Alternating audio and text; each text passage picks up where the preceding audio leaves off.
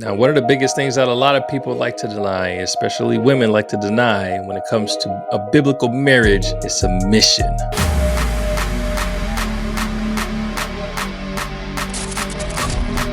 A lot of women hate the word submission because it means relieving the independence that they have. But what does it mean to be submissive? When it comes to being submissive, you understand that there's somebody that is above you in rank. Not necessarily more important than you, but above you in rank, depending on the person. And biblically speaking, there's a rank where everybody stands. It's supposed to be God. Then God created the man. Then man was given woman. So that means each supposed to fall in line and submit to those that's above. So what is it about submission that women dislike? I don't know. The way that the world has guided for everyone to be, they're given the idea that we don't have to be submissive, or that submission is not the way to live your life. But is your life really yours when you're married? Wives, you are to be submissive to your husbands, and likewise, husbands, you are supposed to love your wives as Christ loved the church. And how did Christ love the church? He sacrificed his life for the church. Therefore, we must also sacrifice ourselves for our wives and our families. But this isn't about the men. We're talking about the women. Men, you are supposed to be looking for somebody that's submissive. But there's a lot that goes into the term submissive. Does that mean that you become a slave to the individual, slave to your husband, as though most women would like to deem the word submission means? Not necessarily. I wouldn't say a slave. There's no slave, but there's a level of sacrifice that you have to give in order to really be submissive. And there's a level of humbleness that you have to have when you're being submissive. When you're firm and independent, there's a lack of humbleness into some degree when it comes to dealing with other people and understanding your place. But a lot of times the world gives this image that independence is all that's needed. You need to be able to be your own woman, which is weird because a lot of times I'm seeing a lot of women that don't want to be independent anymore. Those that live that independent life eventually realize that it's not for them. What changed? What made that switch? Why is this happening a lot more often than some may think? I don't know. Some of you may think, oh no, I'm going to keep my independence. I don't need no man, which is, if that is what you think, then that is what you think. If you would decide to be single, then that's absolutely fine. As Paul says, it's better to be single so that you can better serve the Lord. But when you are married, that singleness is no longer an option. That singleness, that selfish mindset of doing you and being independent is not a thing anymore. We have to live amongst each other and live together. There's no together when you're independent, when you have that mindset of being independent. There's a lack of submission when you have that mindset of being independent. It's really hard to submit when you have your own ideas and your own thoughts and your own actions that you wish to pursue. A lot of that has to be removed when you're submitting to somebody, when you're submitting to your husband. So let's continue on in the video, Love and Marriage. Let's continue on in the sermon, Love and Marriage, the Better Half, for Voddie Baucham, and see what he has to say in regards to submission. Show me a woman who's not submissive, and I'll show you one who's probably not walking with God. If you can't say amen, you ought to say ouch. By the way, here's a question that I get a lot. I get a lot of men are in there. They go, yeah, man, I agree with that right there. Woo! But preacher, here's the problem. I got this girlfriend, she don't submit to me. She's not supposed to. The text says, wives submit to your husbands, not girlfriends submit to your boyfriends. Listen to me. If you find a young woman who is willing to submit to you and she's not married to you, then you found a young woman who is not properly operating under biblical authority. Let me make this plain. Beginning at chapter 6 and verse 1, look at what it says. Children, obey your parents in the Lord, for this is right. Honor your father and mother, which is the first commandment with a promise, so that it may be well with you and that you may live long on the earth. Submitting to proper authority. First of all, she's not to submit to you if you are her boyfriend. Biblically, the Bible doesn't acknowledge the position of boyfriend or girlfriend. That is an unbiblical relationship. The idea that you're just going to kick it with somebody because you like them and they look good to you, that's a completely unbiblical concept. Biblically, you kick it by yourself until you find somebody who meets the biblical qualifications to be married. Once you meet somebody who meets the biblical qualifications to be married, here's what you do, ladies. By the way, before you get married, what's the biblical authority that you should be submitting to? Chapter 6, verses 1 and 2, your father. So men, she must be submissive to her father. Oh, I hear you. Because I get this all the time. Because we're Americans. We always want to go to the exception and then try to make a rule. And so I say she should be submissive to her father. And then y'all want to go to like the worst case scenario. Well, what if her father tells her, I don't want you to ever breathe again? Help you. If your first response when I say that is to say, well, I don't have a godly father, or what if this, what if that, if your first response is to look for loopholes, you don't get it. Biblical submission doesn't look for loopholes. Biblical submission is just submission. Let me give you an example. I told you we're a homeschool family. I didn't tell you we're a radical homeschool family. Here's the deal. When I sat down with my insurance man for the last time, here's my goal. I want enough insurance so that my wife will never even have to contemplate allowing the government to educate our children. That's how committed we are to not allowing the government schools to get their hands on our kids. I cannot tell you how opposed I am to that concept. I cannot tell you how odious that concept is to me. Every year, although I despise them and I wouldn't dare give them my kids, every year I gotta write them a big fat check. And I gotta walk over to the district building headquarters and hand them my check. And I give them that check. And I don't say a word. I don't blast them. I don't say nasty things about them. I don't write graffiti on the walls. I do it because that's what submission requires, even when you disagree with someone. You follow me? Well, my father's not a Christian. I don't care.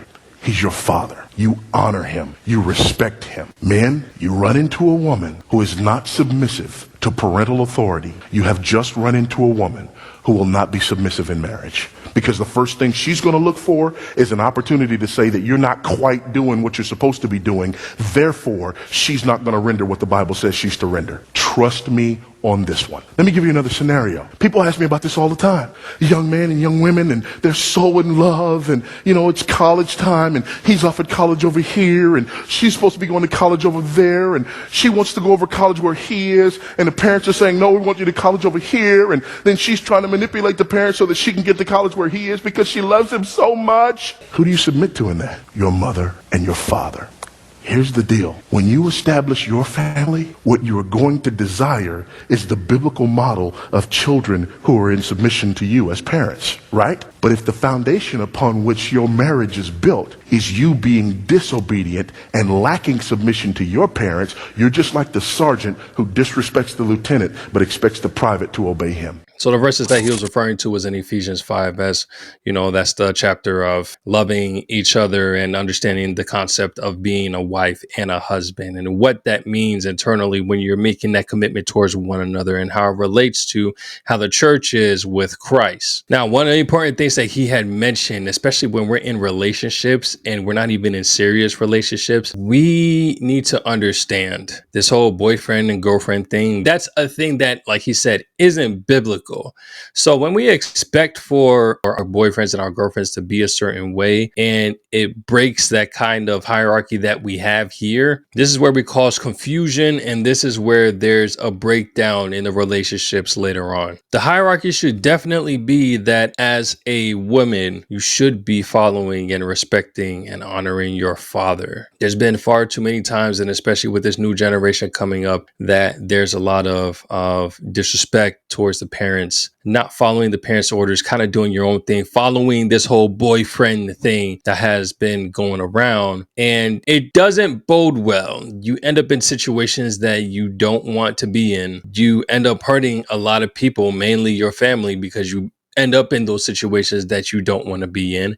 And even then later on, when you do have kids yourselves, that's kind of the fruits that you bear when your kid starts to get older and they start doing the same things that you were doing yourself. So it's important to really come to a realization of that now, changing our mindset now and really having that respect for your parents. Now, when we're talking about submission and respect and honor, like he said, once again, it doesn't mean that you just do absolutely everything that your parents do, because there are some parents that aren't Christian. There are some parents that will manipulate their kids. There are some parents that will seek the best interests of themselves before their children, which is not how this life's supposed to work. But that does not mean that you disrespect them. I know with me and my relationship with, especially with my father, there was a time where I was very vain towards him. I looked at him through a lens of disgust, and I didn't respect him too much because of decisions that he had made. Not even decisions that he made, but more so the way that he was during that time period. And to me, it was a matter of what kind of father would do this type of thing. But as I started to grow older, I started to realize that I need to look at it from a different lens. And although that we may see things very differently in a lot of areas, that doesn't mean that I still cannot treat him with the respect that he needs. That still doesn't mean that when he needs me for something that I'm not there to assist him. That doesn't mean that when he comes home that I just sit here and act like that he doesn't exist, that he's not a human. There's different levels to respect. There's different levels to honoring. And the part that really matters is that even though you may have a parent that's not even exhibiting that same hierarchy that we're mentioning here, if said parent is doing something that goes against what's above them, then that's when we have to go about face and work in different matters and work according to what's above him, but not right here. So another example that I would like to give in Daniel, Shadrach, Meshach, and Abednego, everybody in Babylon was given the orders to praise the golden statue that Nebuchadnezzar had created.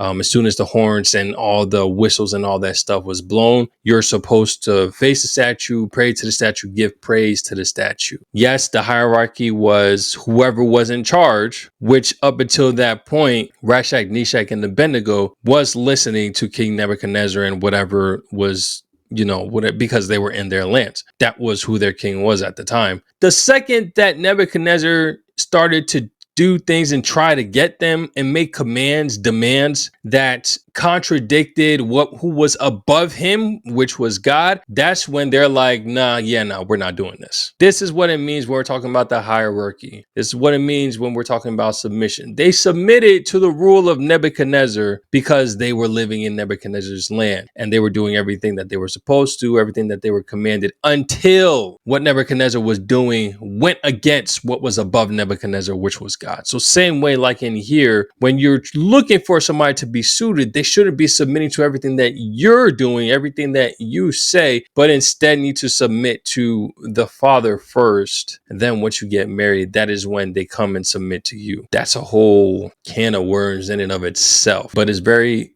very important to come with that mindset. When I found my wife, I knew who she was, not in that sense, but I meant mentally.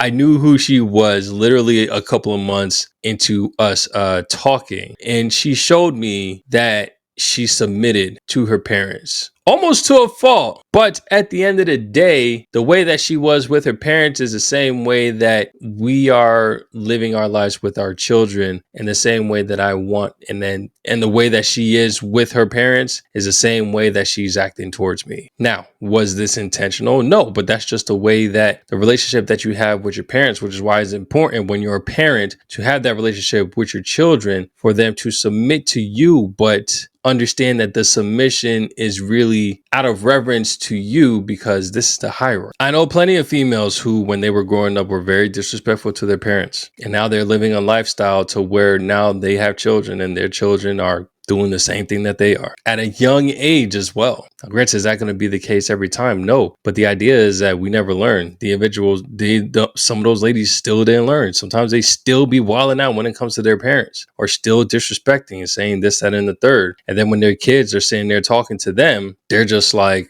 I don't know why they're like this. Well, that's kind of how you were with your parents. And this is not what's supposed to be happening. Well, not that type of cycle is supposed to be happening. That type of cycle is not healthy for your marriage. There has to be an understanding of the father being the head of the household, and then the mother submitting to the father, then the kids submitting to the mother and the father, while the father is submitting to Christ and God. And likewise, everybody else under also submits to Christ and God. That's where it becomes important. That's where you have these families that just seem like they're just perfect families. Everybody just lives in accordance. Everybody loves, they respect each other, they do things as a unit. And yes, they have their, a lot of people will have their downfalls every once in a while. They'll have their issues, but at the end of the day, they still come together and they still make the best of it, and they all grow together as a unit. You don't see that a lot, but that's because of that hierarchy that's been broken, that submission that's just not there with whoever it is that's above you.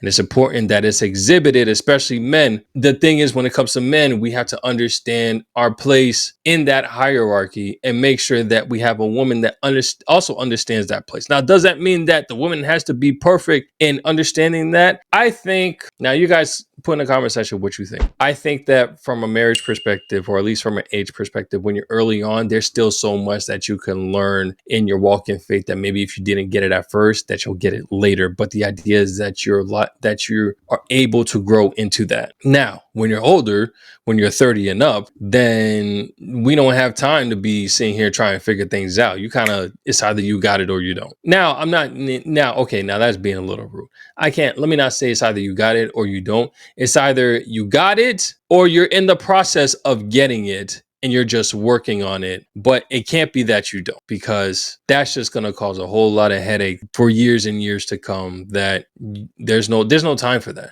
There's no time for that, unfortunately. But I just want to say this: women, you can be submissive, but you can be strong. In the next video, we're going to talk about in Proverbs and in Titus on what a strong biblical woman looks like. Now, will all women be able to attain that? I doubt it. Just like all men are not going to be perfect. They're not going to be able to walk exactly like Christ did. But at the end of the day, it's the pursuits to reach that point, and it's the priority in your mind that allows you to do the things like that strong woman that's in the Bible. Catch y'all on the next one. Take it easy.